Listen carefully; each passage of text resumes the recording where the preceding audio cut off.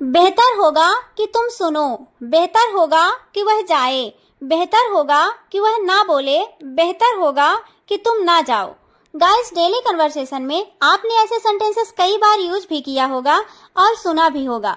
इन सभी सेंटेंस को ध्यान से देखिए। इन सभी सेंटेंस में एक फ्रेज कॉमन है, बेहतर होगा।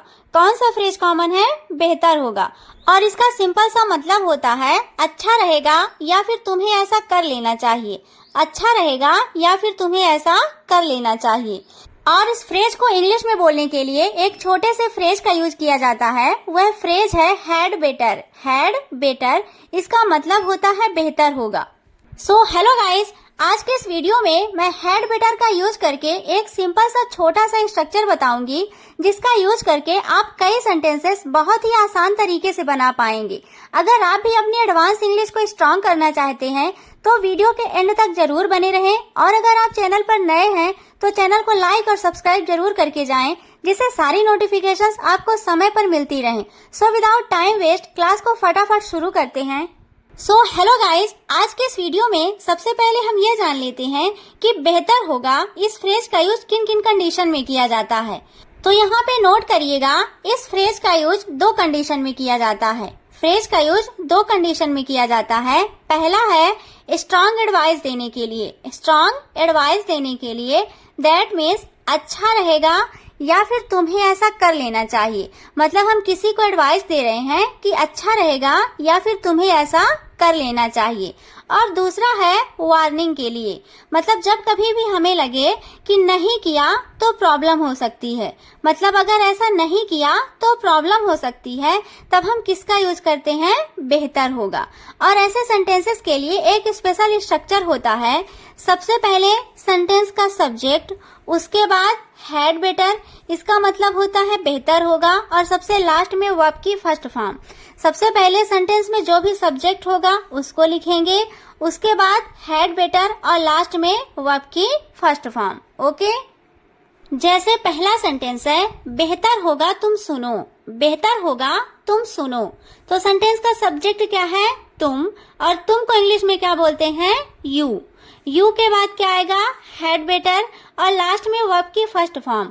तो यहाँ पे वर्ब क्या है? सुनना, और सुनने को इंग्लिश में क्या बोलते हैं? लिसन। तो सेंटेंस बनेगा you had better listen, you had better listen. अगला सेंटेंस है बेहतर होगा कि तुम पढ़ाई करो, बेहतर होगा कि तुम पढ़ाई करो। You had better study, you had better study. अगला सेंटेंस है बेहतर होगा कि वह आराम करे, बेहतर होगा कि वह आराम करे। तो इस सेंटेंस में जेंडर क्लियर नहीं हो रहा कि मेल के लिए है या कि फीमेल के लिए। तो अगर फीमेल को बोला जाएगा तो शी यूज करेंगे, और अगर मेल को बोला जाएगा तो ही यूज करेंगे। तो यह सेंटेंस बनेगा he had better take rest, he had better take rest, या तो she had better take rest, she had better take rest. अगला सेंटेंस है बेहतर होगा कि हम सो जाएं, बेहतर होगा कि हम सो जाएं। तो इसका सब्जेक्ट क्या है? हम। तो हम के लिए क्या लिखेंगे? वी। तो सेंटेंस बनेगा we had better sleep, we had better sleep. अगला सेंटेंस है बेहतर होगा कि तुम अब निकल जाओ, बेहतर होगा कि तुम अब निकल जाओ। तो सब्जेक्ट क्या है? यू। तो you had better leave now, you had better leave now. अगला सेंटेंस है बेहतर होगा कि तुम उसे इग्नोर ना करो, बेहतर होगा कि तुम उसे इग्नोर ना करो। तो सेंटेंस को ध्यान से देखिए। इस सेंटेंस में किसी काम को ना करने का सेंस आ रहा है। तो जब कभी भी किसी काम को ना करने का सेंस आए तो वह सेंटेंस निगेटिव होता है। तो निगेटिव के लिए एक स्ट्रक्चर होता है subject plus had better plus not plus verb की फर्स्ट फॉर्म। सबसे पहले सब्जेक्ट, उसके बाद हैड बेटर प्लस नॉट, और लास्ट में वर्ब की फर्स्ट फॉर्म। तो बेहतर होगा कि तुम उसे इग्नोर ना करो। तो यह सेंटेंस बनेगा you had better not ignore him, you had better not ignore him.